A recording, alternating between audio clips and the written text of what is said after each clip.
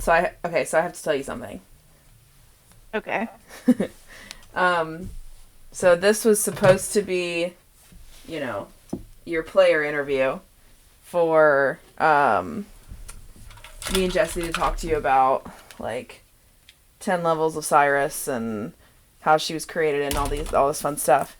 Um, Texted Jesse about 15 minutes ago with the suggested list of questions, and he said, "I am not home." And I checked his location. He is far from home. Far from home. He's at a work party for for his wife's work.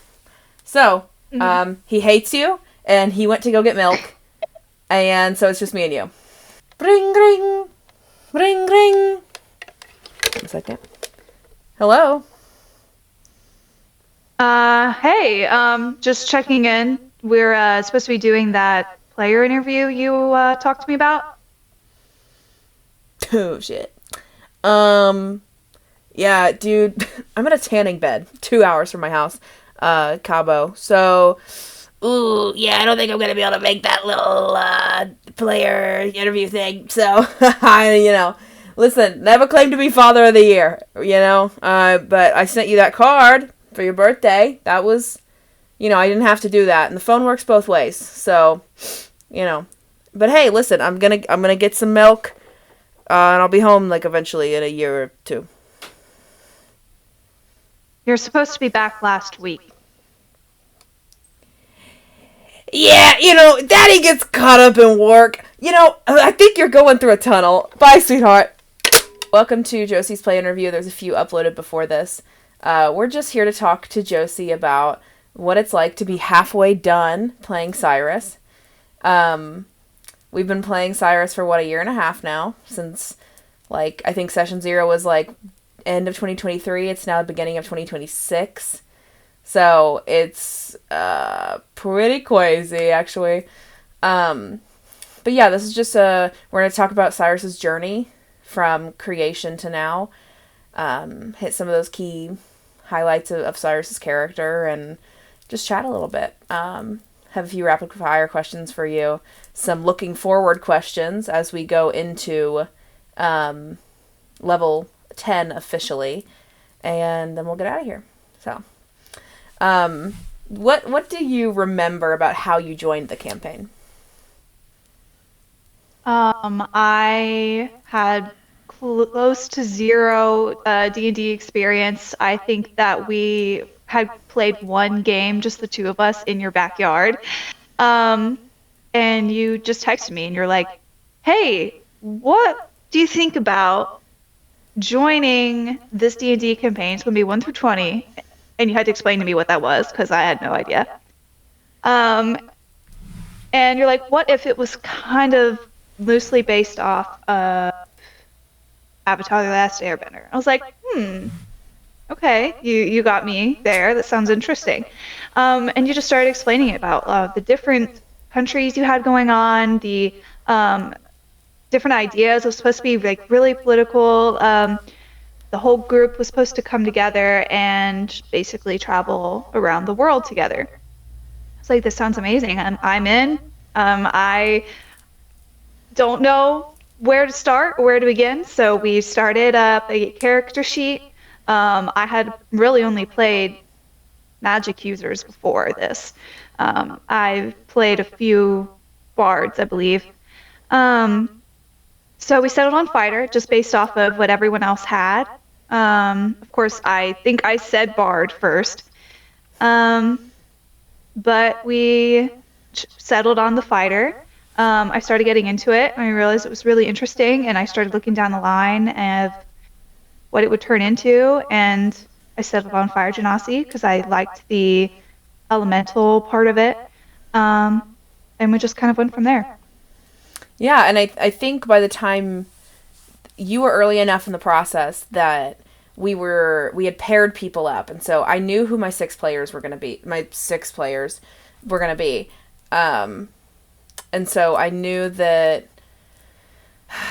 Devin and you would be paired up because you had met Devin before briefly, and Danica and Abby were good friends. So those two pairings made good sense compared to any other mix-up of that. And then Brooks gets put with us. But, and then I think from there, I think Abby and Danica got first draw, and so they chose to be from the Wisdom Nation. And then I think Devin, or maybe you, were really set on being from the Fire Nation, so that's what ended up putting Brooks and us at, in Abysalia. But you chose Fire Nation, and I remember you were the one that suggested, like, oh, I've only ever played magic users before, I want to do something martial. And that, you saying that, we were like, okay, you know, you or Devin, one of you has to be something important. Like, you have to be, I don't know, a politician, or a prince, or something royal, or whatever. And so you were like, I'm going to be a bodyguard, and so Devin chose later than you did, and so that's when we were like, Devin, you have to be important. And so we ended up getting her into the situation of being a celebrity. But, yeah, and then I remember that session 0 was on your bedroom floor. That bedroom, right behind where Josie is, on the floor. We were sitting there. Right here. And I remember your session 0 was basically just, I mean, we were trying to sandbox, feel it out of what Cyrus was going to be like.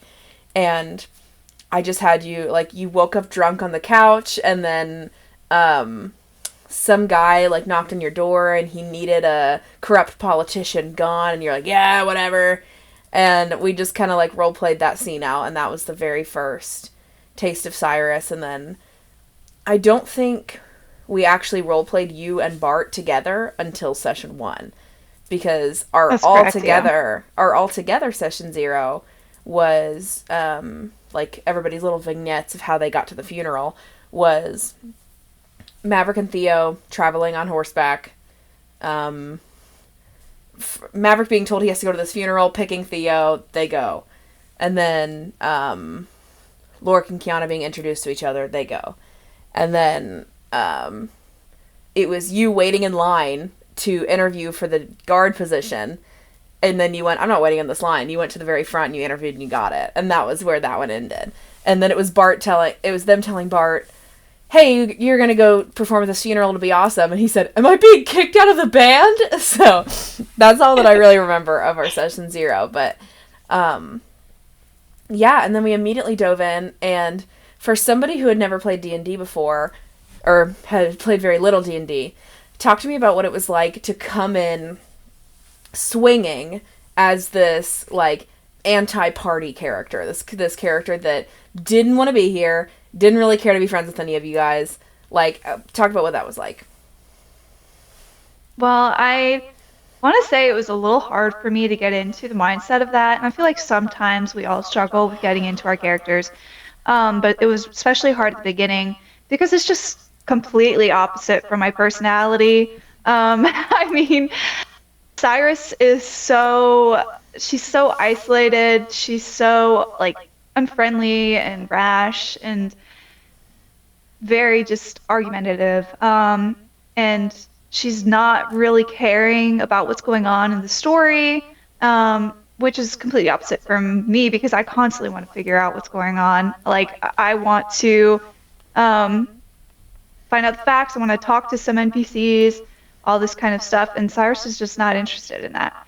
But I feel like the hardest part was, like, interacting with the other players because she's so mean, and I kept feeling so bad, and I kept apologizing to the players because I was like, guys, I'm sorry that she's mean. I swear I love y'all, because I had not talked to these people that much. Like, I was aware of their existence. I've heard a lot about them, but apart from Devin, I don't think you had met any of them. Yeah. Yeah. You obviously knew me. I just wanted to make sure they knew it was. Yeah. I was not mean. I mean, you obviously knew me, and then you had met Devin at, like, a few birthday parties. So you had seen Devin, like, you had met Devin a few times. But then you didn't know Abby yet, you didn't know Danica yet, and you didn't know Brooks or Jesse. So you hadn't met, like, even virtually met any of these people when we started playing. And I remember, like, I mean, yeah, like, during the bathroom breaks and everything, during the first 2 sessions, everyone just being like, you're really different from your character. And this is like, obviously this isn't about Terador, but I think it was about Scully. When Scully first guested on Terador, that was the first time she had seen you play Cyrus. And up to that point, Scully had only ever seen you play Tuga from Journey from Cave. And Tuga's much closer to your actual personality of just very sweet and kind and giving and all these things. And then she comes on, like, from Tuga being like, Darling, I would do anything for you. I just want you to be happy and to see that this world is so much bigger than you know. I want that for you. And then to go and guest in Terador and to see Josie going, I don't know what's crawled up your ass and died, but you've lost your mind, Maverick. You and Maverick were in the middle of a fight, too, so it was like, I don't know what is wrong with you. You need to get away from my man, random guard. Like, you were so bitchy, too, that session. And she was like, I felt like I was just seeing my little angel Josie die. But no, Scully, I love you. But throughout that whole like first leg of Imperia, I'd say specifically through episodes 1 through 5, we got like what Cyrus's character concept was to begin on paper, which is, you know, sarcastic, isolated, doesn't want to be here, just here to do the job, doing what needs done, like hates everybody kind of thing until session 5. Pretty much. And that's from Funeral, Envoy, Traveling, Maverick's Grandpa, Monk School, Carriage Got Attacked, Theo's House, Tashad Ball. But then the night before the Tashad Ball, she watches Maverick kill a man. She watches Maverick kill his father. And so Cyrus makes what I would call a pretty drastic flip at the like the conversation that they have at the ball right after he kills his dad. Because you had been offered a hit on Maverick hours before that. And so you're offered a hit on this guy and you're kind of like, that'll be really complicated. Don't know if I'm going to do it or not. But not out of any like, feeling or warmness towards Maverick, but just like, I'm on an envoy with him. That's kind of obvious, right? And then you watch him interact with this very abusive father figure and then kill him. Talk to us about like what was going through your head, either as Josie making decisions for Cyrus or just as fully as Cyrus, about the switch and the little bit of give, because Cyrus gives a little bit in that garden scene where Maverick and Cyrus hug for the first time, and she's being very vulnerable, and she admits that she was hired to kill him. I feel like that is when everything that she thought about Maverick changed. She knew that he was brought up in this wealthy family, silver spoon, like everything in life was just given to him. And coming from pretty much nothing and having to live in such a rough and tough environment her whole life, she just didn't understand the high life. And she did not like the idea of this super rich, snotty politician man telling her what to do, going around the envoy, and she just thought that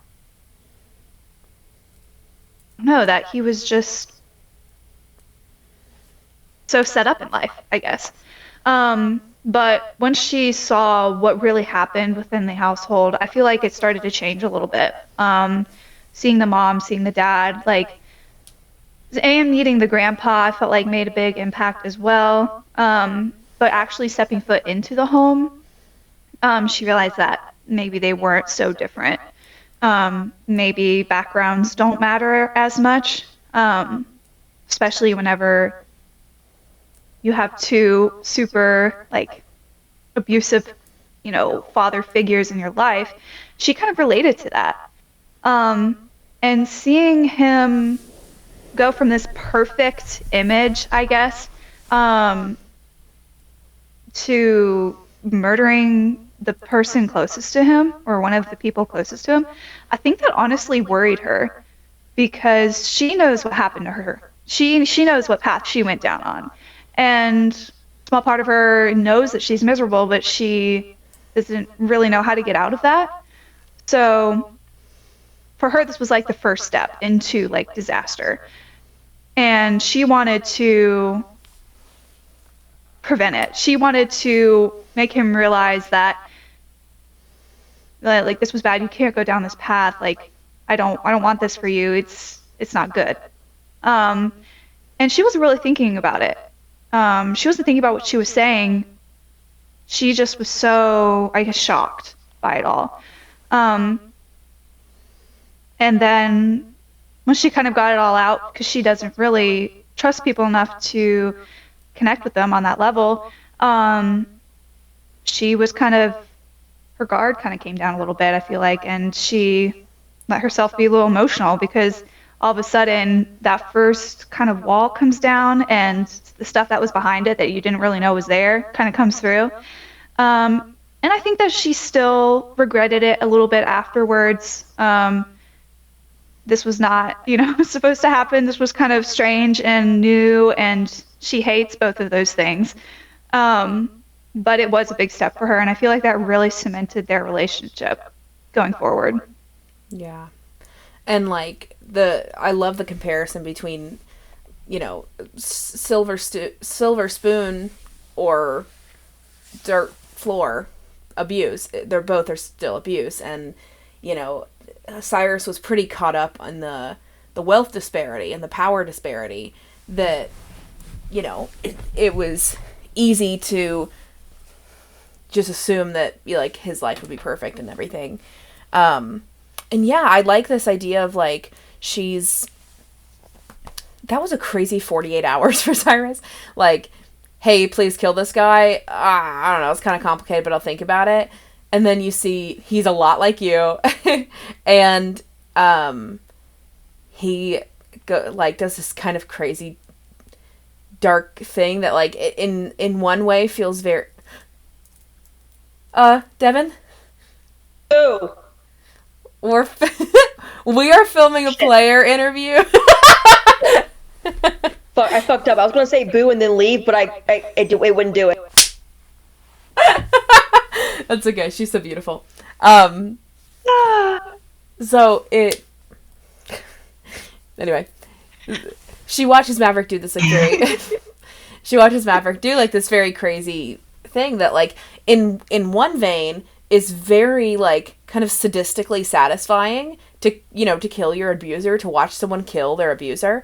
But then on the other hand, it's like you said, worry. Like, you don't know Maverick very well, but hey, I just realized that you're like a person and we're kind of similar. I don't want to, for some reason, I feel like I don't want you to do this, and I feel like I want you to not, go down a path where you're gonna like kill yourself. I don't know. I'm just thinking. And then all of this comes out because I don't really remember who started the conversation, but I think it was him. I feel like he like ran into you in the garden and tried to talk to you, and you're like, bleh. Actually, Cyrus pulled him out. Cyrus pulled him out to the garden because she wanted to talk to him before the party started, like with all those prying eyes and stuff around. Okay, so yeah, and so you start this conversation. I think you basically told him to quit politics, and in like a weird roundabout way. Oh, yes, because she was trying to get him out of the limelight, essentially. She thought that she could save him in a way and not have to deal with this whole situation in the first place if he just kind of stepped back. Yeah, like I don't have to kill him if he just steps down from politics. Yeah. Yeah, and there are other people out there that are after him. It's not like Cyrus would be the only one. So in her mind, this would solve multiple problems. Right. And so like going, listen, why do you gotta do this? You know what I mean? Like just and he's going, we just met and you're telling me to quit my job? Like, he's so confused. And I know that Danica, like, accidental metagaming Danica, is going, admit you're in love with me. I know you're in love with me. I know you have a crush on me. Admit it. But I think, Maverick still, in character, is going, partially, what are you talking about? What do you mean you're telling me to quit my job we just met? What are you talking... Why would I quit? I have a duty to do. I have this, dedication to, upholding what my brother's legacy was. But then part of Maverick is also going, are we... Wait. Wait, why do you care? Exactly. Wait, why do you care?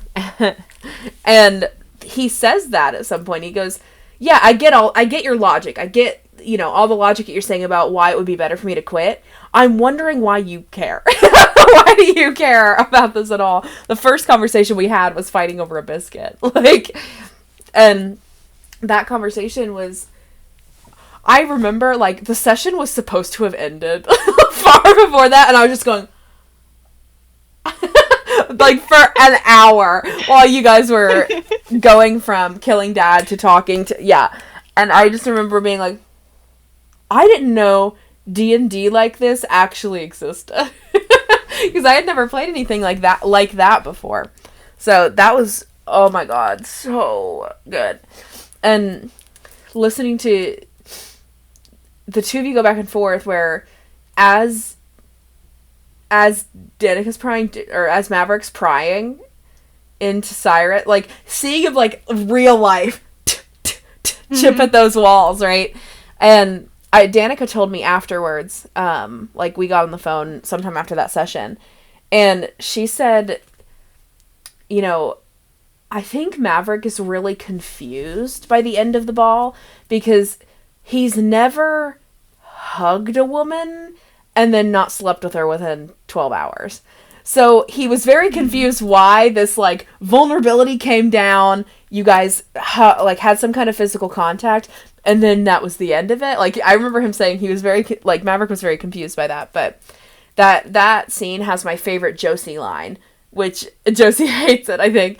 But I used it in so many edits because both her facial expression and her voice inflection is so good. And it's Josie real life, getting a little choked up, and she's going, I'm sorry. And then Danica goes, no. And then Danica goes, oh, I remember. It's all coming back to me now. I'm sorry. And you choke us off. Oh, And then Danica goes, that's all right. And I was going, I was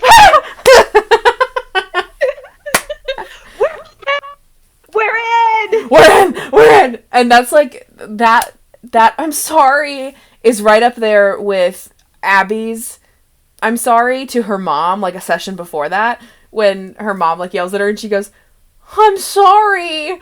It was it's the same. It was 2 sessions apart from each other. They're so cemented in my mind. But yeah, and so then you guys have to go to the ball together because the way that the tickets worked out of who got a ticket. So Kiana, Maverick, and Bart get tickets. They have to bring somebody as a guest. And instead of just having Bart bring you and Maverick bring Theo, we did a little switcheroo. For some reason. I don't know. Who knows why? Why would we do that? Since it doesn't matter and it's just to get in. Why would we? But anyway. Yeah. And I remember Cyrus got very drunk and Joel told her, stay away from my man, basically. And that was very fun because I think that was the first time that Jesse had played Joel. So, or definitely not the first time, but one of the first times, because I remember, when I played Joel, he was often just, Maverick's advisor, very, hard walls. And then when Jesse played him, he went kind of hard right now. And, stay away from my man. So I don't know what Jesse would be on, but Jesse's trying to up everybody. But yeah, so we get through the ball. Talk to me about what do you remember about the rest of Imperia as Cyrus's journey from the ball onwards until we left Imperia. Goodness, such a blur, honestly. There's a bunch of traveling. There's the Enchanted Forest, which there's a kiss in there, and then we meet the Imperia, and you're bought and given a ring, I think, on the ship as we leave Imperia. And then there's also Maverick's debate right before you leave there, which is the first time that you guys sleep together. Right. Oh, goodness. Okay.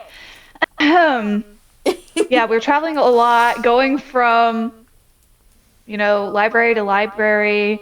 I feel like for Cyrus, that part wasn't really significant. That was really, like, Theo heavy, and then just, like, trying to find the papers and things that we needed for, like, envoy political reasons.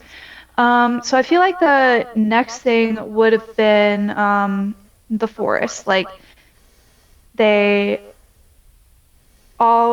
we all got into the forest, got super disoriented. Cyrus was for some reason paired off with Maverick. They were lost together.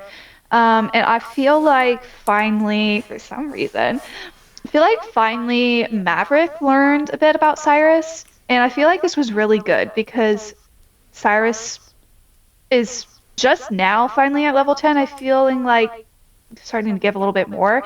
Back then, nothing. He wouldn't have gotten anything. Steel trap. So, yeah, nothing. But then in the I feel forest, like this was a good way to pry it out of her. Oh yeah, just forced. Yeah. And in the forest we had your joint vision with Maverick was when you guys talked to those trees, and the trees were like, "Can you settle an argument with us? Which one of us casts better shade? Come on, be on," and they're just kind of arguing, and it's meant to kind of put a mirror up to how you and him argue, and then you both fall through. You see a vision of Maverick's son, like, coming back to kill him, and, like, kind of his insecurity about that, and then you're like, what an idiot, until you fall backwards into 16-year-old Cyrus being hit by her father, or by her uncle. And Maverick getting to watch that. Only time I've done a Scottish accent on the channel. Only time I will do a Scottish accent on the channel. So now you don't have to deal with it. Woo! That was, I practiced that one a lot before we did it, because I knew, like, Scottish wasn't my thing. And I remember practicing in the mirror and being like, So what's all this then? You getting into fights at school? What, you think it's alright that we pay for you to go to this school and you just go and you're fighting? Like, I don't know, some shit like that. I was scarier at the time. I'm too hot now, but I mean, it's true. But I don't remember. Tell me about Cyrus's backstory, the creation of Cyrus's backstory. Give me a little summary of her backstory too, but what parts of that did you create and what parts did I create? I don't remember. And I'm going to grab a drink, but I can hear you. I don't think... I think that you helped me create the idea of her being in a military academy, but as far as her backstory goes, correct me if I'm wrong, but I don't think that you necessarily had any ideas for that, but I could be wrong. It's been a minute. But a quick summary of her backstory would just be that her mother and father, they left, abandoned her, who knows, whenever she was very young. So she went and moved in with her uncle, her aunt, and her cousin, Kai. It was pretty tough. Uncle Finn was, like, very hardcore, like, training, very tough on them. While on the opposite side, Aunt Camilla, she was really sweet, and caring and kind. And I feel like Cyrus and her got really close. Cyrus really loved her and respected her a lot, and really started to see her more as her mother rather than her own mother. And I feel like the similarities and features and stuff did play a part into it as well, because Cyrus's mother and Aunt Camilla were sisters, but her mom was gone, so this was her mom. So whenever she did die later on, she took it very hard, especially since she wasn't there to see it. That caused more tension in the household. Uncle Finn started to really go downhill. He started to get worse. He started to get harder on them. It was just more training all the time. Her like source, I guess, of like love and affection and like reassurance, like positive reassurance, was just gone. So all she knew was just train, train, train.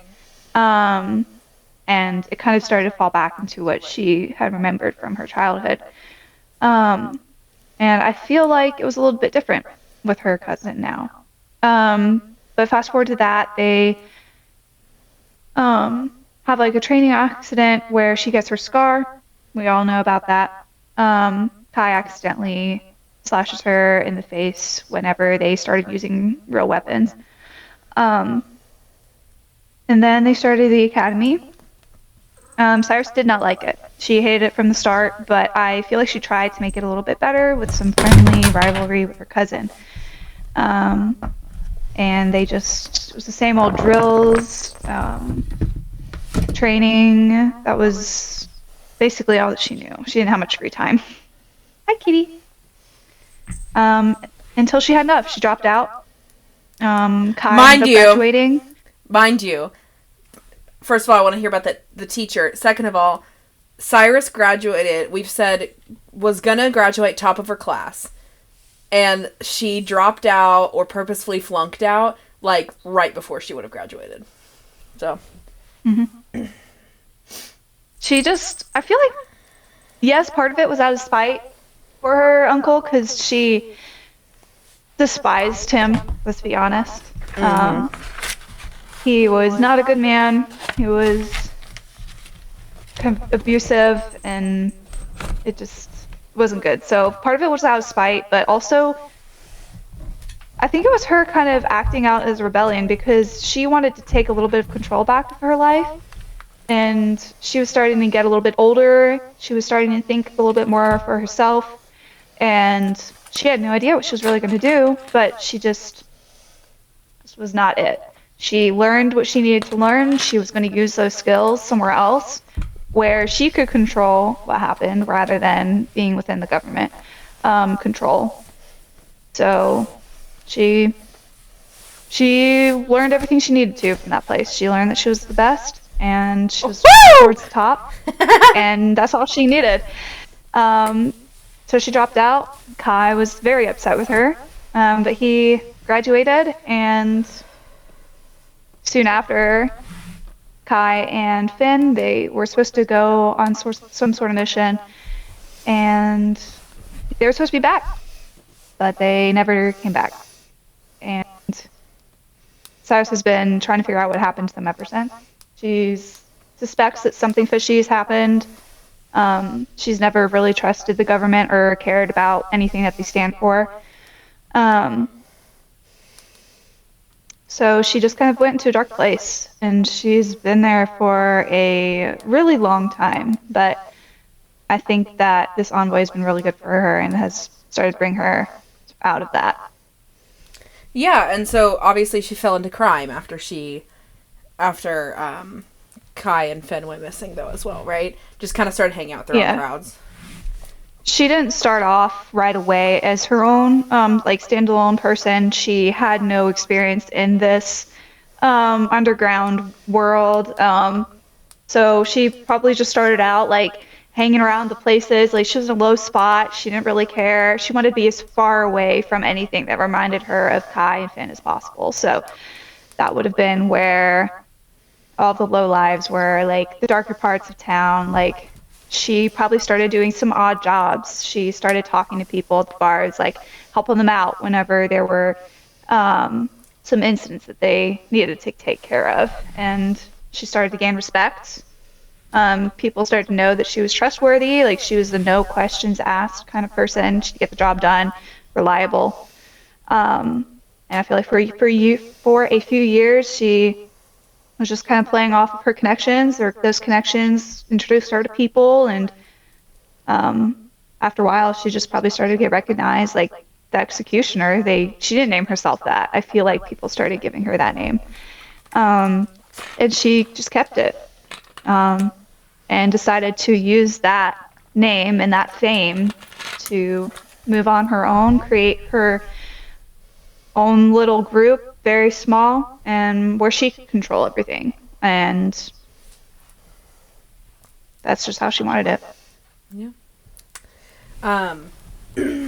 Yeah, and then we also have an NPC that has only come up once in a letter that Cyrus sent, and it hasn't yet been responded to because we haven't had an epistolary phase since then, but there is some kind of teacher from Cyrus's past that she hasn't given any details to other players or other characters in game, but we know that there was at least somebody at the VMA, the Varanthian Military Academy, that probably helped make her stay as long as she did, but more to come on that. And so I can give a little bit about what I do know about him. Yeah, go for it. Well, so far I feel like I know that I gave y'all a name, but his name is Alvarez. I think I'm gonna change his last name, so I'm not gonna say his last name. I feel like he's probably going to be like a Dragonborn. It's probably going to be like a fighter. I feel like that was another thing that Cyrus and him could connect on, so I feel like that would be good. And I have like a very short little insert story here for how he came to the academy. He was a commander for the military, but a raid went awry, resulting in his team being completely wiped out. The council needed someone to blame for this tragedy, so unfortunately the easy way out would be to blame Alvarez. So he was stripped of his rank, and he could no longer return to combat. Fortunately, there's some people that still looked out for him. They still had respect. So they tried to do everything they could for him. And the best that they could do was move him to the academy where he could teach. I feel like he was probably a bit against the idea to begin with. Going from being out in battle, commanding all of these adults and forming strategies and stuff to teaching snotty-nosed, egotistical children, I feel like didn't really go that well for him. But I think that he started to kind of soften up to the idea, and the idea of being able to make some sort of change and bringing up future warriors in the right way, I guess, was something that he found satisfaction in. So he's tough, but I feel like he cares about them, and more to come on how Cyrus and him sort of come together, but it's like the local high school head football coach and the most troubled kid on the team. Yeah, and so we go through the forest, we learn more about Cyrus that way, she learns more there. She goes, "Whoa! You weren't supposed to see that." Backs up a little bit. You get into a little bit of a tiff with Theo in the forest because Kiana has a secret, and you'd like to know what it is. And at first, that's just an argument between you and Maverick and Theo, basically, going, "Hey, you don't tell us anything about yourself. Why can't Kiana have a secret?" And then you turn it into, as someone comes up to let you know that under a Zone of Truth spell, both the paladins and the clerics both admit that they did not kidnap the monks. And you go, "Ah! Of course! Typical! Of course not!" And that kind of, like, flippant comment about it made Theo go, "Shut up! Shut up! Mm-hmm. What is that?" And so then we have... Can I just say that it was not planned? It was just me going, "Yeah, I know." Because Josie suspected that it was not either of them. Yeah, and like... It was just kind of a bit of me seeping into Cyrus, and it did kind of work because I did say something snippy, kind of like, "Of course not," or something like that. So it was just kind of like, oof. And like, it was very perfect for Cyrus' character. Two different people are mad at her for two different reasons. Kiana is like, "What do you need to know my secret for?" And then I feel like Maverick and Bart and Lorik were all kind of like, okay, Cyrus, we don't know anything about you. Kiana can have a little secret. And then in the same way, everyone pretty much agreed, like, hey, you're being really flippant about, like, the monks suffering and dying, and just being, like, acting like it's a horse betting race that you won, you know. Ha, knew it. No one was talking to you. I throw my nunchucks at her. I'm not on her side. Let me just say, I don't defend her actions. I don't defend Put it out Cyrus's there. actions. I don't defend her actions there. She acts separately from me. Yeah, but and you and Maverick kiss in the forest. The night before a big battle, and he also bought you lyrics to a song that he wrote for you, or that he had Bart write for him, and a painting from Lorik. Which we were talking about, and I'll get back to this when we talk about the ring, but the sentimentality of those gifts did not faze her whatsoever in the forest. She was just like, oh, wow, that's embarrassing. And he was like, what is it? And she went, shut up. Like, it was just kind of like this sweet, sarcastic moment, and I'll come back to it. We fight in the forest. Cyrus kills, as always. And then we go shopping pretty shortly. I mean, Empyrean, big thing happening with that. He ends the Holy War, all that good stuff. Then we go shopping. Cyrus is doing her thing. And unbeknownst to her at the time, Maverick buys her a ring. We go to Maverick's debate. He still hasn't given it to her. Go to Maverick's debate. You are, again, surprisingly chill with playing the, like, senator's wife thing. You allow Joel to refer to you as his partner, in the, like, you know, that you guys were like, we have to come up with a story, like, if Don tries to attack Cyrus, which he will, do we admit that, yes, this is my partner, or are we shutting that, like, you know, and you said, yeah, that's fine, whatever. And yeah, we got like this upscale of Cyrus being very open with, you know, accepting those sentimental gifts, kissing him, and instigating kissing him, and then going straight into, while at his debate, you're kind of playing Senator's wife, and of your own fruition, he didn't ask you to. You know, you're going around and making the connections and talking with people, and you talk with some of the other wives and all this stuff. And then, and you allow him to call you his partner, like, so much going on, so much vulnerability kind of stacking up here. And then you sleep together after the debate. You initiate again. Hottest scene I've ever seen in my life. I don't remember what you said. I blacked out. It was something about, like, something about, like, you did really good.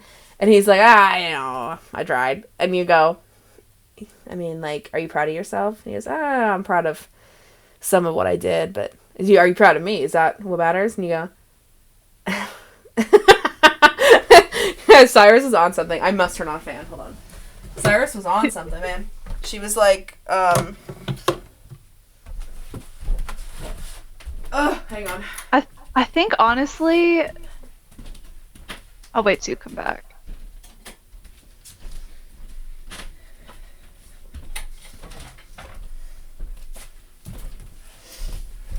My eyes are glued to your dice jail. No, but Cyrus was like, yeah, that was, like, really cool. Ha ha ha. You say something flirty. I think you kiss him maybe, or touch his, I don't know, something. And he goes, are you trying to talk dirty to me right now? The kids are outside. And you go, I don't know, like, hottest thing I've ever seen in my life. You take off his tie, toss it to the side, push him onto the bed. Well, you wanted to see me more vulnerable. Why don't I just take this armor off?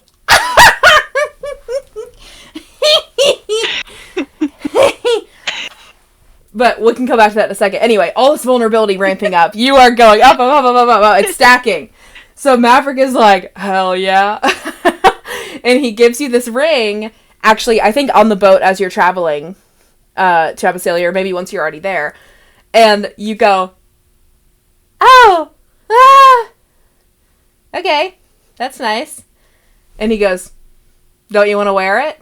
And you go, you know, I'm like a sword fighter, so probably not for the best. I'll put it in my bag, you know? Where, you know, one day, maybe. So, talk to me first about any of that stuff in between. The kiss, the yes, we're dating, the debate, sleeping together, like all this stuff. But then talk to me about what's different between that and the ring. Yeah, so I feel like there's so much going on in Cyrus's mind right now. She's out of her home country, for one. She's in a place where she doesn't have much control. Like, they have to be on this envoy. She doesn't have a choice. Her part of her life is just thrown out into the open. She didn't have any say in that. You did. You were asked. No, in the forest with the. I'm talking about with the visions, all that stuff. Yeah. That's what I'm referring to.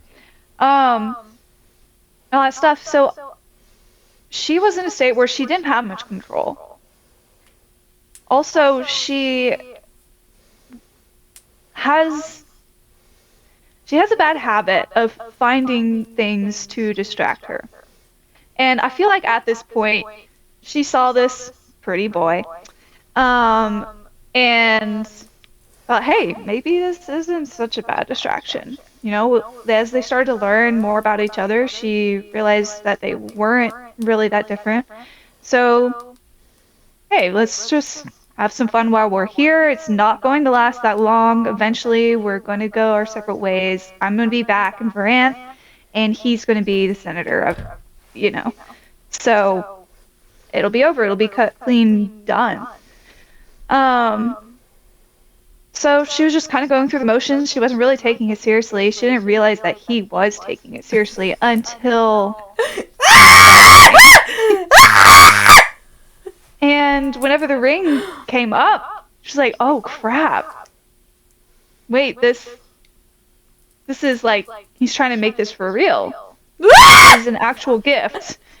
Wait, I know he's not proposing to me, even though I know he's just an idiot, and he got a ring for some reason.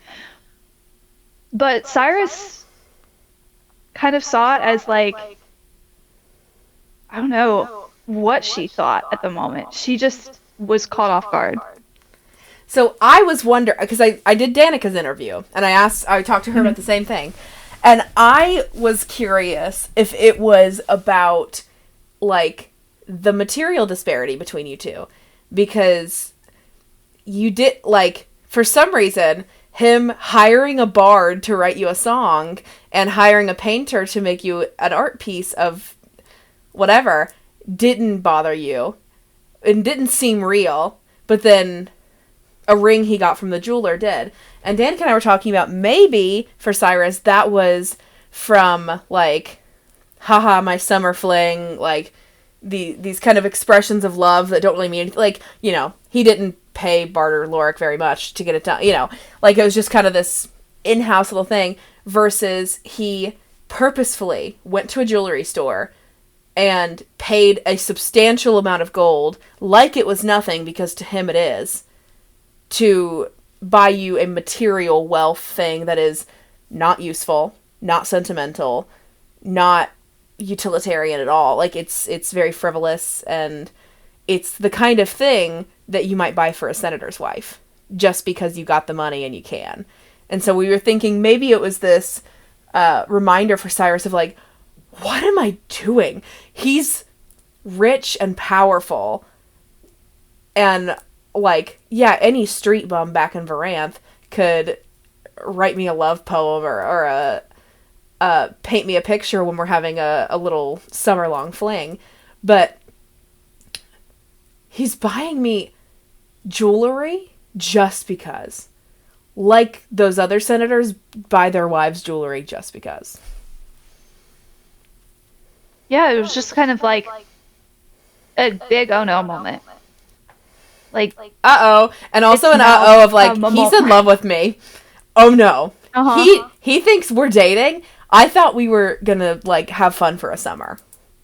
Yeah. I thought it was kind of like a, you fight me, I fight you, I'm in charge, you're in charge, and just constantly kind of playing, fighting sort of mess.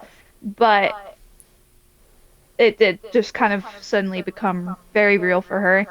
And she didn't really care about, during the debate, what they said, because they're so far away from everything that she knows and cares really about. What does it matter? And if she can help him in any sort of way get like in the favor of the people and away from the people that might try to hurt him, sure. Because yeah, she does care about him, even though she doesn't really want to seem like she does. She really cares about him in a way. So yeah, sure. I'll help him with this stupid debate. Sure, I'll help him get this title. I mean, it means a lot to him. What does it matter? But you want me to wear something from you that people know well that Cyrus wouldn't buy that for herself, so it had to be bought for her. And yeah, that did scare her. And she didn't know where to go from there. Because no one had really gotten this close to her in a while. And Cyrus is not a frivolous person. So, like, the idea of just buying a ring, it's not utilitarian, it's not a magical ring, it doesn't do anything. Like, it's just to be beautiful and ornate and pretty. And as a fighter, having a ring on, like, it's, again, just this reminder of this huge, like, wealth and labor gap of like you go kill people for a living, he sits in board meetings, you know what I mean? Like there's a ton of reminders that come with that too of like, yes, it's becoming real and oh my god, he's in love with me, but like also I don't know, it's you go from like the poor man on the street can only afford to home make you a scarf or whatever, hand knit you a scarf, versus your new rich boyfriend buys you a Lambo for your 2-month anniversary. Like, but yeah, and so this ring, in real life, Danica thought you were gonna love it. And then you go, okay, that's nice. And Danica's like, Danica / Maverick real life going, so like, do you like it? And she's going, it's nice. Danica's going, I thought she was gonna fucking like it. I thought she was gonna like it. And I remember, like, there was a phone call after that where this is around the time that Heidi and Azai start, like, becoming a conversation. Like, we know that Heidi and Azai are coming. Because I think Heidi was already there, and out of game conversation, Danica knew that an Azai existed. And we might have even already met him, and Danica and I were talking about, like, I bet Maverick and Azai could be bros, and I said, just imagine the conversation, he goes up and it's like, I'm thinking about getting her this amulet, my parents have something like it, it's like a matching amulet bracer thing, where it has kind of protection magic over both of them, lets them protect both of them, yeah, I think I'm gonna get her the rose gold with the pink stone, because that's kind of what she prefers, and blah blah blah blah. Hey man, I gave it to her, like, yeah, she really liked it. And then Maverick going, wait, you bought her jewelry and she she just liked it, but did she put it in her bag, or did she put it on? Okay. Interesting. Yeah, so that was really funny, and it caused this big, like, what's wrong with you? Why don't you tell me anything? I feel like I don't even know who you are. I'm giving you all my love, baby girl, and you won't even tell me your middle name. Like, it's that energy between you and Maverick. And we get to the wedding, his sister's wedding, and that continues. Kind of the worst day of Maverick's life. TBH. And, like, Joel's being a jerk. His mom is there. Like, it just... everything's going badly. And I think you guys were pretty much just not talking to each other, right? At the wedding? Yeah, we weren't talking until that guard started talking to Maverick. And Cyrus, of course, was like, nope. No, just because I'm not with him doesn't mean that you can be with him. Absolutely not. And Danica and I talked about that in the interview too, and said, like, from Maverick's point of view, you know, he doesn't want to because he's still hung up on Cyrus. Like, you know, he's hung up on Cyrus, but we're like, that guard's not like a crazy pervert jerk like it kind of seems like in game, because I bet Maverick used to do stuff like that all the time, and word just kind of gets around that, like, hey, Maverick, you know, Senator Shaw's always down, so just go ask, you know what I mean? But yeah, so we have that wedding, which pretty much ends very unceremoniously in both of you wasted going back to the hotel room and going, can this just be over? Can we just stop fighting? I'm tired of this. And you going, whatever, get into bed. And so we, like, see that kind of, it does resolve, but it's not like you guys worked it out, you know? So it's kind of like this sitting you guys just thing. kind of breezed past it. You didn't really fix the situation. You're just kind of, let's just kind of pack it up and put it to the side. Right. Which then, tell me about, because I would say that the ring was truly a couple disagreement of just like, wow, our values are different, our opinions on this thing are different, and that's causing a tiff between us. I would say that the fight that begins the moment we enter Varanth was almost egged on by Cyrus, by what she was talking to him about. Talk to me about, is that true? Is that purposeful? Was Cyrus kind of trying, hoping to start a fight? And, like, what was her mindset of, like, this whole conversation about, Maverick, when we get in Varanth, shut up. Like, you don't know what you're talking about. This is my home territory. I don't think she saw it, like, as a chance, anything related to, like, the ring or I don't think so, but she did try, I think, a little bit to put him down. Like, I feel like that wasn't where she was starting with. Like, originally it was just going to be like, you don't know what this is like. It's completely different from your home country. I saw it.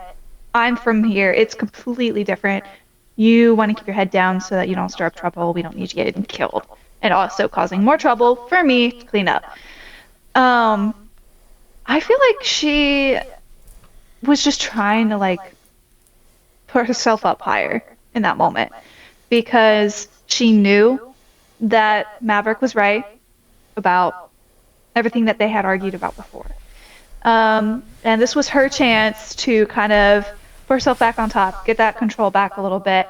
And it just was not, it wasn't kind. And she didn't realize that until after, I feel like, how badly that went. Because she saw his reaction and how hurt he was, and how what they had been ignoring for a while just exploded into an even bigger mess. And she didn't want to admit that she was the problem. She didn't want to admit that she hurt him. She didn't want to even admit to herself that she cared. Yeah. So. Because I think that's kind of a double-edged sword. I don't condone her actions. I don't condone her actions. Yeah. I feel like that's kind of a double-edged sword there, because I do think... I think Cyrus is right that she probably does know more about Varanth than Maverick does, and she does know the right way to navigate through this culture and all these things. And at the same time, I do think she was being really harsh about it in a way that felt like purposefully harsh in a putting him down way. And it was like needlessly strict, I guess, because, you know, Maverick has been to Varanth several times because he's, you know, traveled for politics reasons. So he was at least familiar with the political sphere of Varanth and kind of the big city thing of like where tourists would be. And like you give him that initial warning and he's kind of like, okay. And then when he goes and gets his tattoo and he participates in this conversation with the tattoo artist, just basically telling them like, yeah, man, it sucks that the boss is extorting you. That's not right. Cyrus goes, what are you doing? I told you not to do anything like that. I told you not to talk to anybody, not to stir up trouble. What are you doing? This boss is so much bigger than any of us. Don't go poking your nose around, blah, blah, blah, blah, blah. And that felt like, from Maverick's point of view, that feels like needlessly strict. He's like, I'm 35 years old. I can talk to a tattoo artist about the political injustice he's facing. Like, who am I to be it's not like I promised him I'd fix it, and it's not like I'm anyone that matters. You know, I'm not, like you said, I'm a politician from a different nation. It doesn't matter. And I think that, like, the party, at the same time, I think everybody, except for Maverick, kind of just wordlessly was like, yeah, Cyrus and Bart know what's going on here. We don't. We'll do whatever you say. But at the same time, they acknowledge that, like, Cyrus is, like, being very strict with us. She runs a strict household here. And so it's like, there's both the ring fight and that one, it's like, you can't, it's very difficult to truly side with one person or the other, because you can very easily see both of their sides. And like when Maverick, the advice to Maverick to not jump at anything is good advice, because he's jumpy. And you don't want him to go in there and stir up stuff with criminals in Varanth that you've been at a stalemate with, you know, and mess up the criminal politics. You know, you tried very hard to not mess up his Empyrean politics. He should give you the same respect in your kind of the world of crime of Varanth. But so when Maverick jumps for the boss and, you know, Kiana freezes him, everybody teleports out, all that good stuff. Talk to me about that fight where he yells at Kiana a little bit about don't take away my body autonomy, but then he tells, it turns into a fight with Cyrus. Talk to me about that fight. Cyrus felt like he wasn't listening to her, which I, the player, know that's not true, but I think it is true. I think he wasn't listening to you. I think that's true. Yeah, he did kind of start acting like he was going to fight the boss, which was not good. He attempted to. But he ran towards him. Mm-hmm. And that's exactly why she warned him. But she just kind of felt like he wasn't listening to her. And going against everything that she had warned him about, just trying to get one over on her, essentially, is what she felt like. And seeing how much the boss had already changed since she'd left, she was really concerned. He's already getting more control, and what's going on with the fire giant thing, like, she had no idea. She has been gone for so long, she starts realizing all the things that she's missed. She's starting to really realize how out of control she is now, even in her own country, her home turf. And then all of the feelings with Maverick, it's just everything starts stirring together, and she just kind of explodes again and really puts him down even more. And that's where I especially cannot side with her, because even if you are trying to in some way protect this envoy people, you're trying to protect this whoever he is to you, complicated relationships, feeling, whatever, there's a right and wrong way of doing that. Yeah. And she just really hurt him. And again, he was right. He made some great points about how she was acting out of line, how she doesn't give him anything, and he feels like he can't trust her. Yeah. And she has still been hiding a lot. And it's just, again, just put it aside. It doesn't matter. This isn't going to last. This is how it ends. Okay, well, she just kind of accepts it at that point. That it's just over, and why should I care? And I feel like the core of that what seems like a little thing of like he went ahead with a fight when I told him to stop. It's the final straw of, since the very beginning, Maverick has been begging you to tell him more and to open up to him and to give him 50-50 of like vulnerability and information, even just information about you. And that's been slowly getting more and more frustrating for him. And at the same time, you feel very powerless and like you feel like you are kind of being worn down by him, because in one sense, he is berating you to give me information. You're closed off. You're not being vulnerable enough. This sucks. Tell me more about you, which is something you're very uncomfortable with and you don't want to do. 2, throughout the entire trip through Imperia, you're out of your home country and forced into the spotlight, both through stuff like the woods and through, okay, I guess we're dating now, and through, okay, I guess we're publicly dating now to all of your constituents, and to like, oh my god, I'm in a relationship with a senator. You know, like all of these things of like, she feels like, I feel like Cyrus was thrust into a lot throughout her journey in Imperia, and that tipped with the ring a little bit, that first realization of like, Cyrus has been, yes, it was her choice and she got to say yes or no at a lot of different points, but it's just a kind of a whirlwind, and it kind of spun her away of, Maverick feels like, hey, I'm into this girl. I'm here. I'm into this. Like, why is she not reciprocating back? I can tell she's into me. Why is she not like giving the same vulnerability that I am? And why is she not buying in as much as I am? And you're going, this is happening really fast. And I feel like I'm not really in control of what of my information gets spilled and when I get to spill it, and, you know, who gets to know what about me, which are two directly opposite forces. I want to know more about you, and I want to decide when people know things about me. Those don't mix. So it's like, that has been building since you met, really.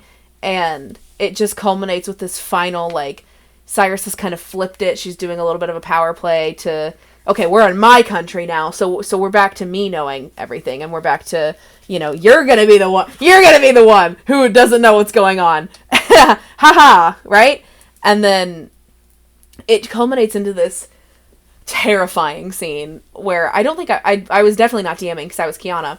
Jesse is the funniest person to do a scene like that because he's going, but I think this was the first time that a Maverick Cyrus fight wasn't like, we didn't have time to plan it either beforehand or in between sessions, because like, you're, you know, like, not counting like bickering at the beginning, but that first fight when you guys are in the Druid Grove and you have that fight where you fall into the hole and everything, you and Danica talked about that before the session, and you were like, hey, I think Cyrus is really mad at Maverick, Maverick's really mad at Cyrus, like, how would you feel, Danica, about having, like, an argument in game, like, maybe we both have stuff we need to say, and it could be, like, this cool argument scene, like, you got to talk about it before, and then with the ring, it was, like, give ring, Josie has weird Cyrus has weird reaction, Danica goes, what?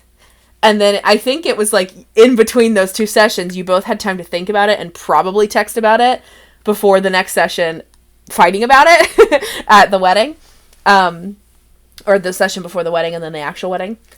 But then this breakup, you guys went from like, yeah, I guess we're okay, to broken up within one session. And there was no Danica and Josie talking about it in between session or before it happened or whatever, to my knowledge at least. And I remember watching it and like, you know when you're watching a TV show and two main characters argue and they don't say we're done, like whatever, but you're like, I think they just broke up. That's how everyone else felt. We were like, did they just break up? Because we teleported out, and it just started with like this first initial arguing that we are all so used to, of just like, how dare you tell me that I don't know anything about Varanth. You don't tell me about anything about you. Maverick, you don't know what's going on. Back and forth, back and forth. Kiana's going, stop fighting! Bird's house is literally taken! This has nothing to do with you! And you're like, shut up, frog! And it just kind of goes from there. And like, was there a point in that argument that you remember having the realization of, like, I think we're going to break up? Oh, for sure. I think that Cyrus and myself were like, there's no fixing this right now. Like, you can't fix this. It's like everything has gone completely sideways. From, like you said, just a little bit before. I feel like at some point during the argument, it really did turn into they're done. Yeah.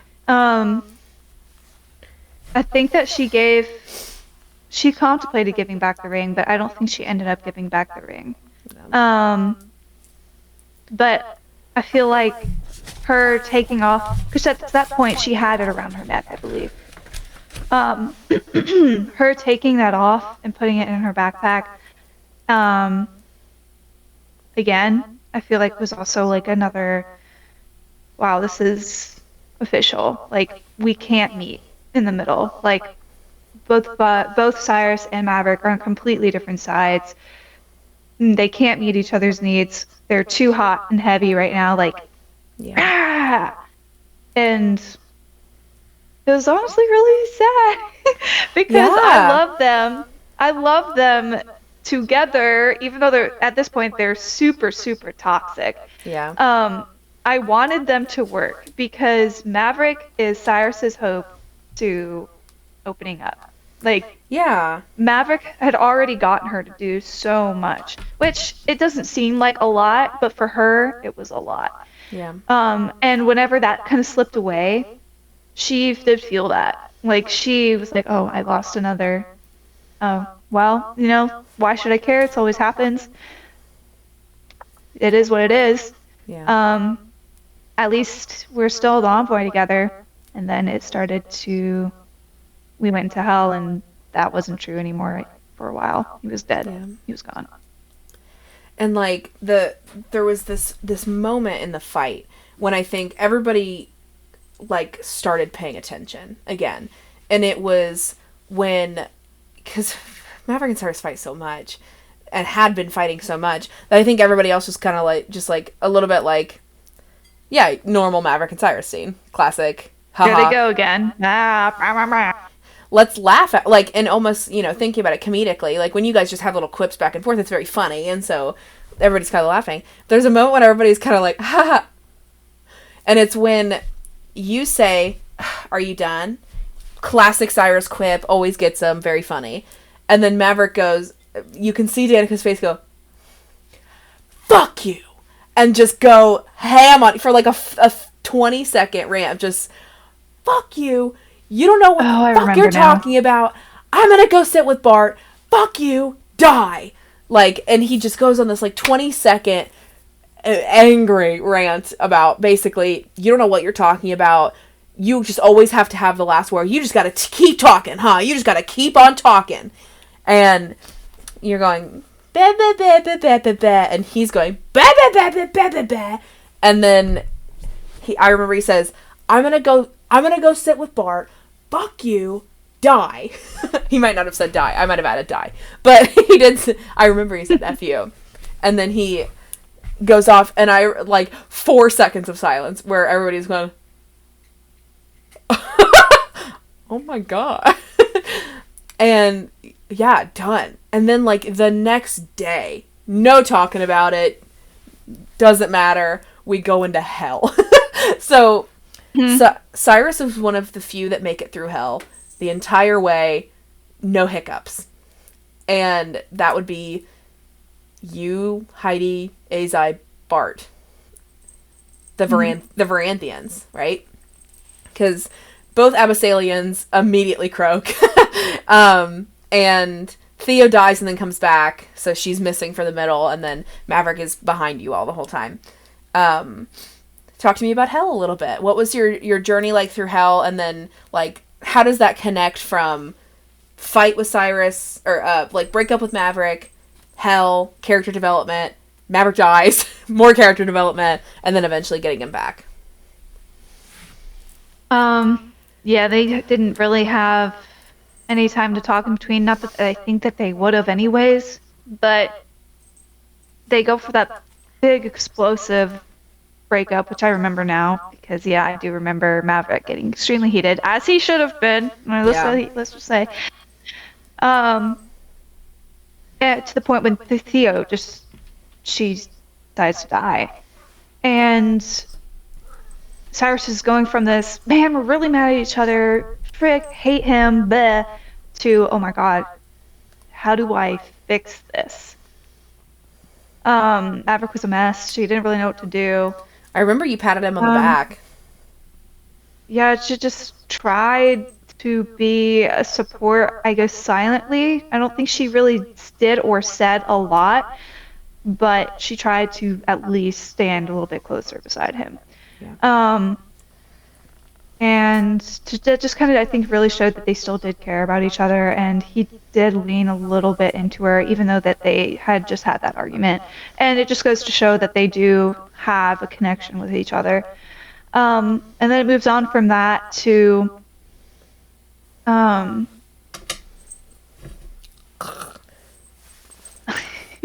Wendy. Yeah, I mean, like, through the different layers, we don't have to go through each of them one by one necessarily, but like, we lost Maverick the very next layer through lust. Yeah.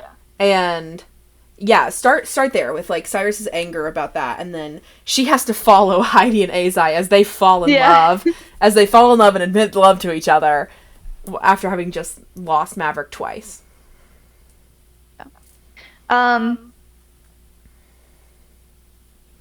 It was just so hard for her because she goes in, she's thinking this is going to be fine. They'll just go through this stupid little trip. How bad could it be? Get Bart's dads, get out, continue on the craziness as always. But then they have these awful scenes. These scenes where I was trying to remember exactly what happened. Which lay are you hoping to remember? Specific lust. I'm trying to remember what she even lusted for.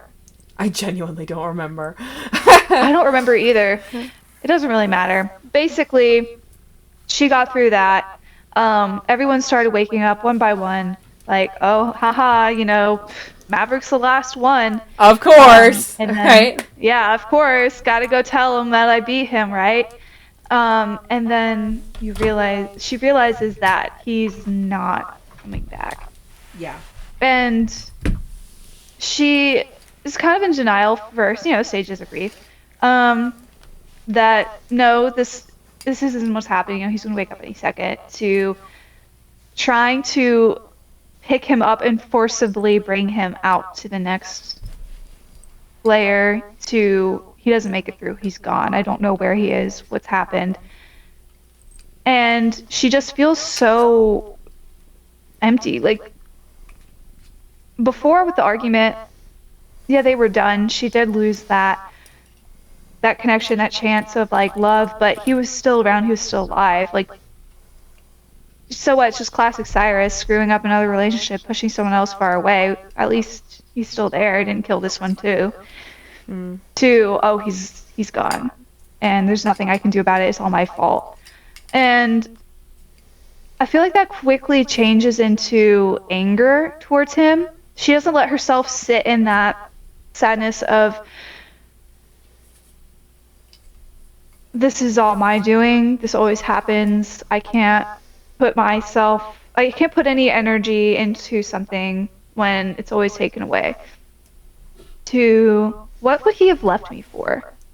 What was so good in this vision that he couldn't stay with me? We had all that together. He gave me a ring. We kissed. He said he'd stay, but he didn't. And I feel like that anger is just such an easy emotion to hold on to in real life as well. It's so much easier to hang on to anger and hatred than to actually pick apart the situation and take a deeper look and process it. It's so much easier just to push it aside and be mad. Um,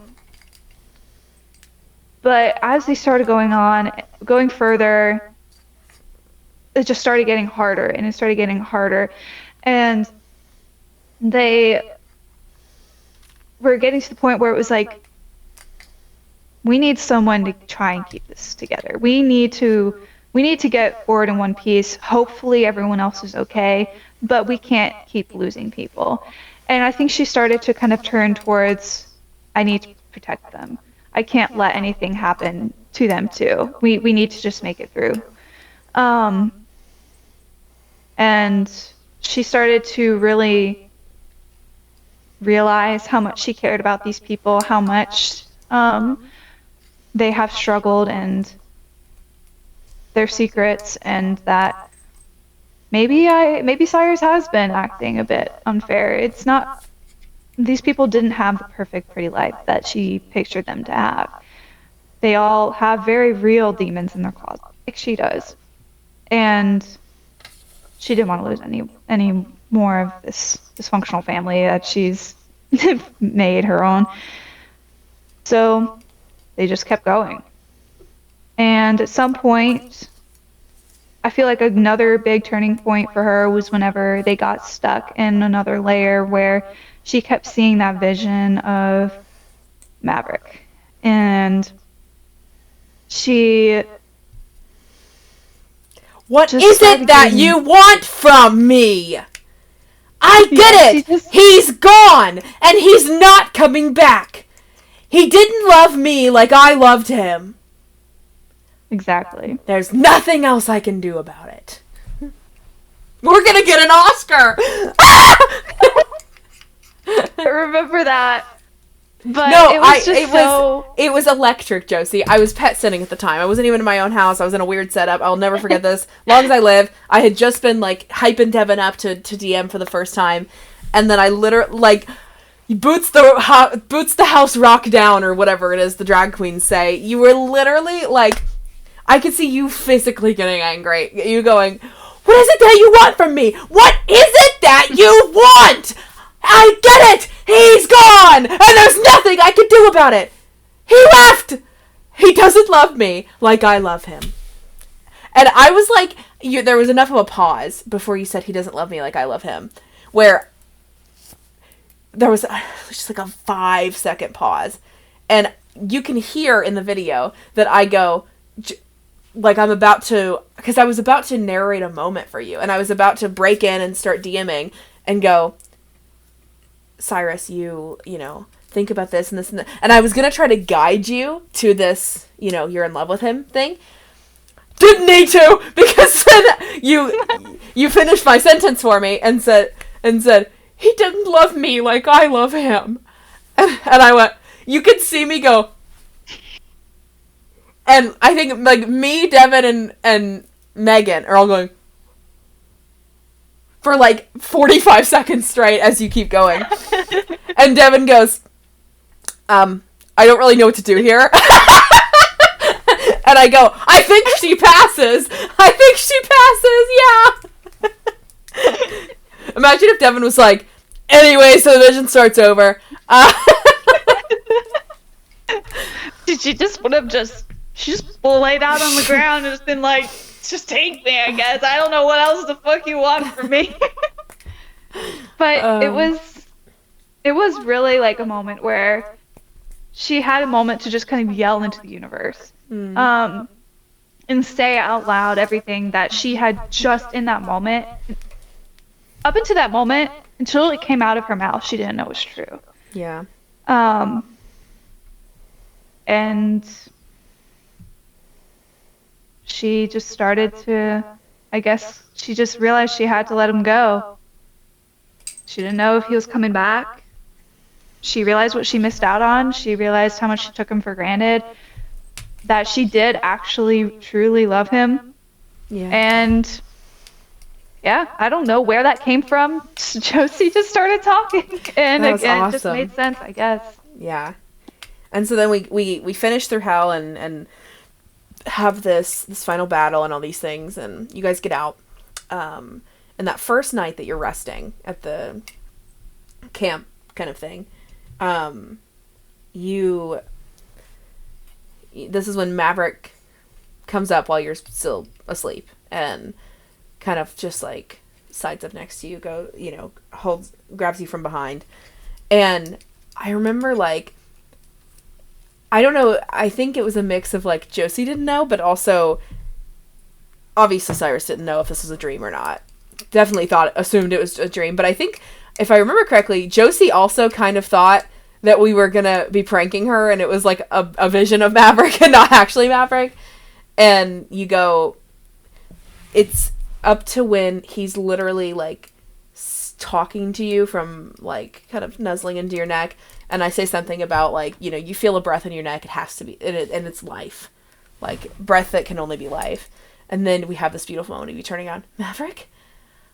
And, I mean, like, the West is history, I guess. No, but The West is one of it's this beautiful scene, and I think, like, it's a tall order to be asked to, role play a scene where you find out your lover is still alive when you already know. Like, it's very difficult to ask you to role play that scene when Josie already knows that Maverick is alive, or basically gets the idea, because it becomes less and less easy to, like, do a good job conveying that thing when you know ahead of time. The more time you have to process it. But, like, it was such a beautiful scene. And then immediately, he reveals that he's going to die in 2 days unless he can kill 10 people. And you guys also, I mean, talk about this contract, and Cyrus going, you went through hell, actual hell, to get back to me, and now you're just gonna give up? She just couldn't understand how he claims to love her so much. He claimed to fight so hard to get back to her, and then he's just going to leave her again. Like, she doesn't really know what this contract means. She doesn't really understand what all could happen, what will happen. But she wants to do her best to keep him here. Like, they're finally, like, within each other's grasp again. She can touch him. He's real. Like, she knew that she loved him at this point. And she did not want to let him go. She didn't want to see him be hurt and miserable. She wanted to fix it all. But she was finally at that point where she's trying to understand. She's trying to see where he's at, what decisions he's going to make, and really offer that help, because she knows that she can't lose him again. She just went through the whiplash of he's dead, he's gone, she grieved. She's going to move on to he's back again, and wait, no, he's getting ripped away from you again.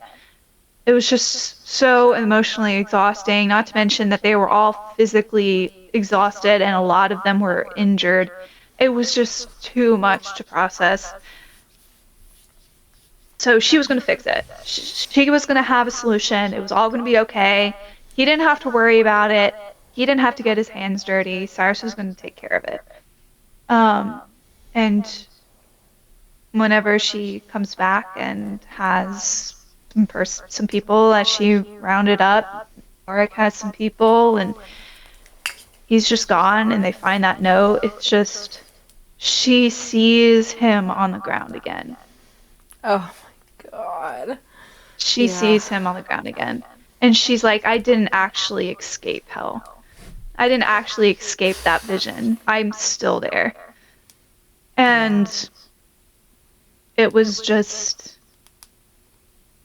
she just lost again. And she didn't want to think about what would happen next. Oh my god. That's really good. I'm writing that down. When Cyrus came back with 10 people rounded up for Maverick to kill and saw him gone, saw the letter, she realized. You said something before. I realized I was still in hell. You said something before that. She saw him on the ground again. Yeah.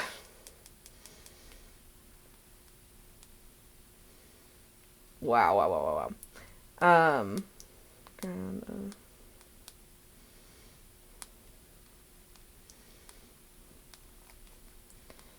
yeah, that was so interesting for me as a player and kind of as a DM, because I can't imagine being in your situation and doing anything different. Like, you're kind of, it's presented to you from the DM like a problem that you can solve, and so the natural solution is like, yeah, I'm gonna go solve it. And also knowing that, like, none of you had been there for Maverick's hell session where he went through all the layers and saw, like, what he went through, and your characters hadn't either. But, like, as a DM who was at his hell session and saw what Maverick went through, and really kind of really sees the vision of where Maverick's headed, I was like, do you guys really think he's gonna do it? And I didn't know what Maverick was going to do, but I knew that he wasn't going to kill 10 people. And I knew that it would be very narratively unsatisfying if he did, because he had just spent, 7 layers of hell learning that he needed to be gentle and kind and non-violent. And then he gets out and they go, guess what? You have to kill 10 people or die. And, Danica said that Maverick was thinking about Theo's choice. Or Maverick wasn't. Maverick didn't know. But Danica was thinking about Theo's choice of, like, if, all that Maverick knows, obviously, is she chose to die for Rendoshi. It was die in hopes that your god will resurrect you. And he's thinking about that faith and that, like, I guess, like, conviction to your morals and your beliefs. And he's like, yeah, for her that's a god, but for me that really ought to be, being good.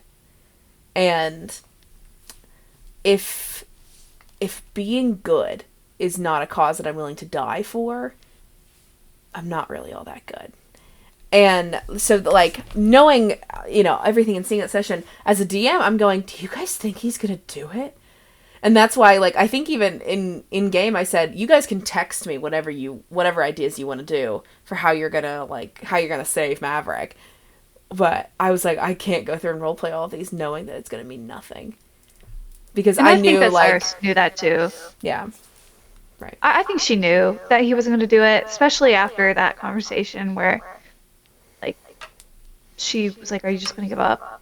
And she could tell in that moment that something was different. They had all changed. But she saw the true defeat and uncertainty in his eyes in that moment, and I think that scared her more than anything. Yeah. But she just didn't want to admit this was something that she couldn't fix, that this was not something that she could control. Like, they had the rules laid out. All they had to do was complete it. Yeah. And she was going to do whatever she could, whatever she had to. She didn't care. Yeah. And that was also such an interesting few scenes for me as Kiana, as Laika, because, she hates that guy. She hates Maverick. Hated Maverick. Doesn't hate Maverick anymore. But, like, it was... Kiana didn't pull any punches of it anyway. I think she literally said, why are you guys so... Like, Maverick said what he wants to do. Let it happen. And that's coming partially from this place of deep anger towards Maverick, but there's something about Maverick and Laika that really connected in that point of, like, he's made his decision. Respect it. It felt like a conversation between, like, a cancer patient who's deciding to go off treatment versus their family who's like, no, you need to stay on chemo. And it's them going, no, I don't want to be sick, and I don't want to lose my hair, and I don't want to be poked and prodded. I just want to live the rest of my life in peace. And them going, no, I need you to stay around for me. It felt very akin to that, which was... I'm glad that Maverick's... everything with Maverick ended the way that it did. And so then that puts us in, a little bit of downtime, some big tandem news that Cyrus isn't necessarily tied to, and then we Halloween party, a little bit of fun, and then we're teleported to Abyssalia, where I know that Cyrus didn't necessarily, like, wasn't Loric's best friend, but she seemed to respect Loric as a warrior, and as a person, and, like, maybe even kind of recognize the anguish in Laika and in Maverick, seeing him die. But, like, that whole thing with Loric attacking the party and ultimately dying, like, where from kind of all of that up until we're now in the jail cell, like, what's Cyrus's mindset now? I think that whenever they were in Varanth, there were like little moments where I feel like they started to connect a little bit more. Like, I know that Cyrus and Loric didn't really talk all that much. But that, like you said, she did respect him. Like, he was very strong nature, both physically and emotionally. He was there for everyone. He was very supportive, but also he was that, like, physical force that they needed. That rock, I guess. And having her arms around him, feeling him in that moment, she knew she knew something wasn't right, but she was hoping that there was some way that she could help. And after, he started to run away, like, they didn't see where he went. She's like, okay, well, maybe he got away. Well, maybe everything's going to be fine. But seeing everyone in disarray, everyone's, like, kind of beat up, like, seeing the distress on Laika this time, she still doesn't know it's Laika. She knows it's Kiana, so I'll refer to her as Kiana. Yeah. Just distress in Kiana and everyone. She doesn't want to lose a party member. Like, that's for sure. He's part of the group, like it or not, whether they're emotionally close or not. It would not be fair to lose someone on your team. Yeah. And to see him there, just becoming one with the earth again, it was just so gut-wrenching, I feel like, for everyone involved. Like, everyone's, like, losing it. Everyone's lost. Like, for Kiana, it was a partner. For Maverick, it was, like, almost like a brother. She lost. Again. What could she have done differently? What could she have done to have a different outcome? She had her arms wrapped around him. What if she didn't let go? What if she went with them? Could the outcome have been any different? It's just going to be a big blow for everyone, and I don't know how this is all going to come about until we see them again. Right. Yeah, and so we leave Cyrus in this jail cell in another country that she is not from, and just kind of awaiting whatever's gonna happen when we get back from hiatus. But I have microphone failed. Oh, not the microphone. I have 3 rapid fire questions that I've asked everyone that I'm going to end you off with. Okay. And then we're good. So, rapid fire. Is there anything about Cyrus or about the story that you would change? I feel like I would have set more of a concrete, this is what she was doing in Varanth, this is kind of how she worked, this was people she's around from the start. I feel like it's kind of evolved a little bit more as we go. But I feel like that's one thing I would change. Because I guess it kind of works out in a way if you think about it, but she doesn't interact with that side that much.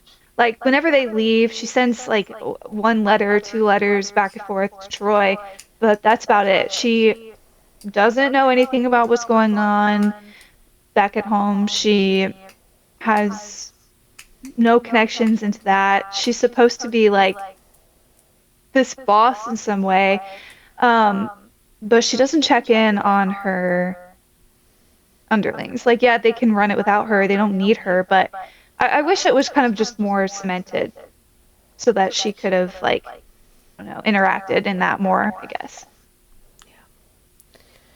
Where does your character want to go from here? Um, I don't I don't think that Cyrus getting back home didn't fix all the problems. Actually, I think that she realized how much she enjoyed being away from home. She enjoyed being away from all of that, like being able to travel and to have like some sort of like purpose and work with these people more than just I just she orders someone to go and do this and do that for her. She's like actually actively working with people. It's life or death. Like you rely on these people. Um, and I think getting back home, she realizes like how much she missed out on, how much she's dug herself into this hole whenever she could have had so much more in her life if she had just chosen to fight for it rather than just give up. Um, yes, like it's hard being in Varanth. She didn't have much of a choice. It's a tough environment. It's not much to go by, but I think that she's finally realizing that I want to do more. I want to, of course, want to get my friend out of jail because they are very close, but being home doesn't give her a sense of comfort anymore. And your final question. According to Cyrus, what is the meaning of life?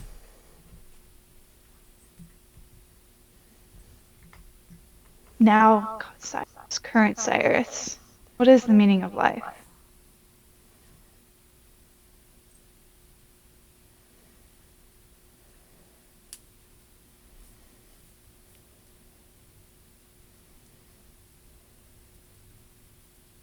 Before it would have been like money, or it would have been probably just booze or something like that.